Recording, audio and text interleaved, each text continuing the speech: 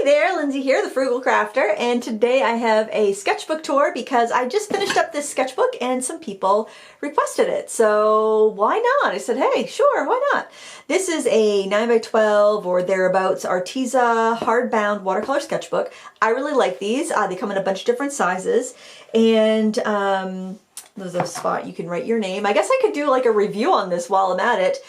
I've had this one for well, actually I started the sketchbook in March of 2019.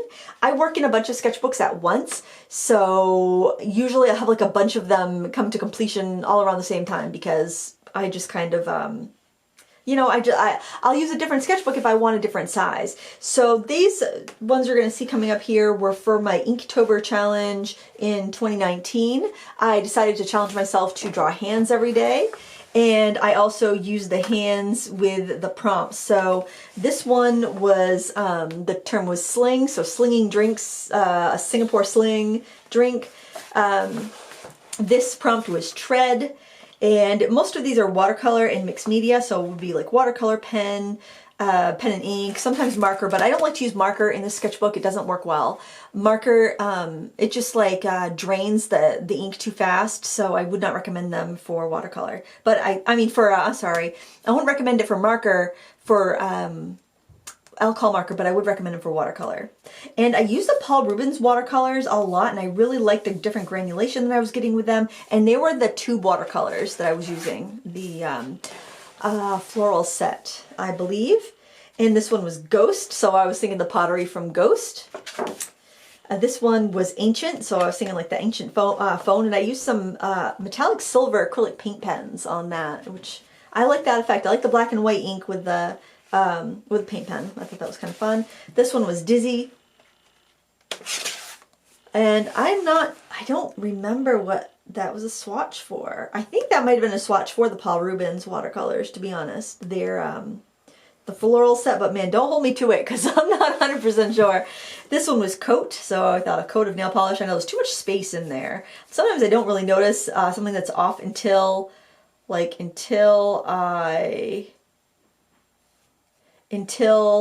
draw it and I see it photographed, and I'm like, oh, that's so off. But this one was Ride. I like to paint metal things. Sometimes I'm thinking these are really pretty good, and I feel like I've declined. This was I was watching that series, The Chilling Tales of Sabrina, and so I thought I would draw her, and it's not quite right. I think I've got the eyes right, but yeah, I think I messed up the nose and the mouth. Just focus on there, friends. Focus on there. This was just, I think I have a video for this. I have a video for a lot of these, not all of the Inktober ones, but like I'm pretty sure I have a real time for that Tea Club and a time lapse. That was a study for a video I ended up live streaming, and that's just, I was using the back sides of some of these papers for some figure drawings, because I did, for Inktober this year, I challenged myself to do figures, and so I just went in with a pencil and used some of the back sides, because I don't like to work on the back sides of my watercolor sketchbooks because they tend to buckle a little bit, and also if I ever want to frame them, or, you know, I always think, you know, when like you hear that your art's worth a lot when you're dead. Well, I figure after I'm dead and gone that maybe my kids or grandkids can sell off some of these paintings and, you know, pay for health insurance or college or something. I don't know. Again, I got this was, I think, a ballpoint pen, just some sketches. And this was done this year, October of 2020. It was one of my Inktober drawings. You can tell, like, I apparently put the sketchbook away for quite a while because, like, I didn't work in it much from, like, October 2019 and then not again until October 2020. So I jump around a lot. This was just a little kind of skeleton. I don't know if you can really make out those sketches. Just kind of getting some kind of cartoony gesture drawings down. I get a bunch more of those. I don't know why I did that in this book, but I should have done these. These were 1-minute sketches. I should have done these in some crappier paper because maybe I thought I was going to watercolor them. Those were 2-minute and 5-minute sketches. I wish I did that in some crappy paper. That never ended up being a thing. This one, I liked all right, but that foot should be bigger or should be more turned. I don't know. Something not quite right about it. But I thought it was kind of fun. It reminded me kind of like the scenes that Norman Rockwell would do. This was just an imaginary person kind of going from those gesture drawings. And this I did with, I think I used the Viviva color sheets on this, and I did have some issues with things bleeding, and I was also sitting on my couch upstairs watching TV while I did this because I didn't have a reference to go by. But I kind of liked how like my imagination went to a space person. And this one here was also for the figure challenge, and it was, I can't remember what, I think the prompt might have been carve. I don't quite remember, but this was just fun. It was also using, was I using the Viviva color sheets here, or was it marker? I don't remember. I was using something that was, or maybe it was liquid ink. Maybe it was liquid ink. I don't remember. Oh, I feel like I'm gonna sneeze. But anyway, I was just doing kind of like a Halloweeny scene because it was, you know, the Halloween month. And then we get some more gestures, some quick figure sketches there. Nothing to write home about.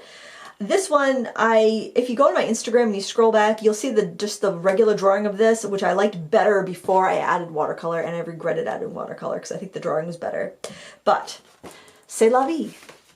And this is a sketch of my daughter Maisie. She was just in pencil. She was sitting on the couch, on the chair in the living room, reading. And I hadn't done my sketch for the day. It was like 8 o'clock at night.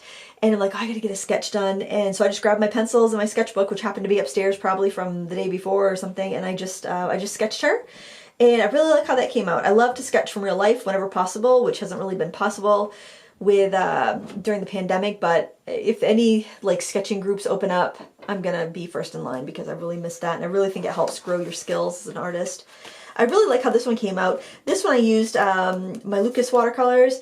I really like those for doing figures. You get some beautiful granulation with those paints. They're just so, what's the word? They're just so like traditional feeling and earthy feeling, and I just love the texture you get with them. They're very affordable. I've got a signature set at Jerry's Artorama with paints, brushes, and paper, and I just feel like it's such a great buy because you can get those granulating beautiful colors and not pay like Daniel Smith prices for them. So it's just kind of nice, and I feel like they really lend themselves well to skin tones. This one here, I love this Groovy Chick. I love the complementary color scheme of that kind of like reddish orange and the teal, and I love her outfit. I was kind of working on some fashion illustrations. I have a book called Fashionpedia, and I was just trying to figure out something cool, and there was a coat dress, and I'm like, oh, I like that coat dress. I'll put a coat dress on a figure, and that's what I did there. And the watercolors I used there were by a company called Phoenix, and they were the Phoenix pan paints, which I think are Cotmans. I think they make the Cotman paints as well. They seem to be identical right down to their brochure and their light fast rating and their naming, the nomenclature for the paints. So if you're looking for Cotmans at a little bit less of a price on a metal tin, I would recommend the Phoenix pan paints because I think it's the same thing. This one here was a quick drawing in paint pen. With Inktober, you do a drawing every day. And this was one of those, like, I was totally too poop to pop. I was exhausted. I had been away all day, and it was like 9:30 at night, and I didn't want to miss a day. And so I grabbed my paint pens and I sketched this woman kind of with a little kid with a snowsuit on, from a reference photo on Unsplash, I think, and called it a day. And I don't know, I kind of like that kind of almost continuous line drawing there. I love how this came out. This was again with my Lucas watercolors. I love drawing dancers and ballerinas and things like that. And I just thought that was really pretty. I like the way it came out a lot. I love the shadow. I love the texture and the colors. And yeah, maybe someone can go to college, pay for a couple books someday. This, of course, was a scene from the movie Beetlejuice. Of course, Halloween, Inktober is during Halloween month, so you got the ghost football players in the background, and then you got Lydia, who's kind of floating down the banister with the I think singing the Shake Senora song. And this was another Inktober figure drawing that I did. I love the whole underwater scheme. So that's what I wanted to catch. I wanted to get that kind of like the light on the surface of the water, kind of looking up through the water, and I love the foreshortening, the dynamic pose there. So that was, I like how that came out. This was, this is junk.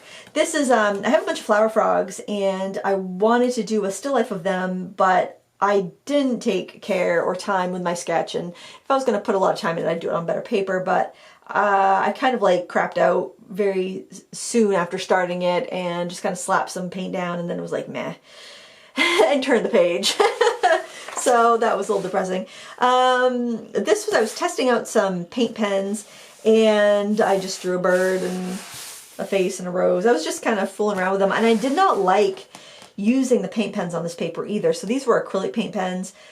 I'm not sure what brand I had used here, but I think I was trying a bunch of different ones, and they just dragged a lot on this paper. So I think I would only recommend using the acrylic paint pens on this paper if you're doing that on top of other paint, like on top of acrylics or on top of even watercolor, where you've got at least a base of something over the paper. The pens just seem to want to pill the paper, which I thought was kind of weird for acrylic, but I think because the nibs are a little bit stiffer on acrylic paint pens, it just... I don't know, it just wanted to like kind of dig at the paper. It was not a pleasurable experience at all. I didn't like it, and so that was that. There is a tutorial for this bunny. That was just watercolor, a little colored pencil. It's fine. It's funny. Started off with bunnies, started the sketchbook off with bunnies and ended with bunnies. Pretty close. Now this is one of those situations where you got two, because with this paper, the way they make it, like one side of the paper is textured and the other side is really smooth. So you look at a page like this where both sides are textured. So I might come back in and use this page. Might not. I don't know. But because these are both smooth and I want a textured side, I actually worked on this side. So that way I'm not working on the back sides. Just in case I don't want ink to bleed through onto the good side of the paper. And like I said, you know, the future generation's college plan of, you know, selling this artwork after I die and maybe making some money. I don't know. I guess I'd have to be more famous during my lifetime. So I better get cracking on that, because right now I don't think my artwork would be worth much if I kicked it. But this one was a tutorial on my YouTube channel as well. Another portrait. This was just, I was just having fun. I'd finished up a really big project, and I just wanted to splash some paint around and have a good time. I turned the camera on. I wasn't expecting to even post it.